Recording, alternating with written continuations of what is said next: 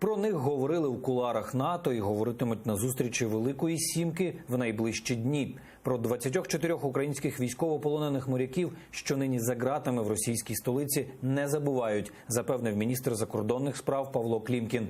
Деталі не розголошує, але попереджає, за кілька днів очікуються заяви міністрів кількох країн та Великої Сімки по результатах спільної зустрічі. Ви почуєте зараз і політичні заяви, і побачите це в остаточному документі Сімки, і окремо міністри будуть робити. І я всім кажу, от скільки б ви не спілкувалися з Росією, перше, що у вас має бути в плані розмови, от саме перше, коли ви починаєте говорити, це звільнення військовополонених, політичних в'язнів і заручників. І практично всі наші друзі, от я за цим слідкую, потім запитую, практично всі наші друзі цю обіцянку виконують.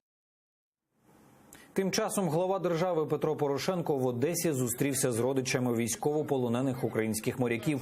Він передав їм нагороди для захоплених українців та сертифікати на житло.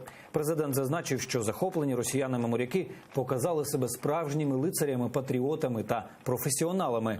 Нагадаю, 25 листопада російські силовики таранили, обстріляли і захопили в нейтральних водах Чорного моря 3 українські військові кораблі. 24 членів екіпажів взяли в полон, 3 з них поранили.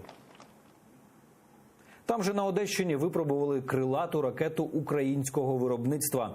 Чинний президент Петро Порошенко особисто приїхав на полігон, аби перевірити нову вітчизняну розробку. Всі складові ракетного комплексу «Нептун» виготовлені саме в Україні. За словами президента, збільшенню радіуса дії та використанню високоточного озброєння сприяли досягнення наших айтішників.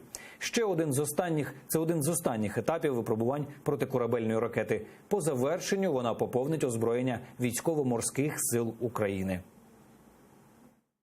Сьогодні ми готові до того, щоб завершити іспитання і за моїм наказом в надзвичайно короткий термін поставити на озброєння і озброїти частини військово-морських сил і сухопутних військ для того, щоб збільшити потенціал, збільшити ефективність бойового застосування Збройних сил України.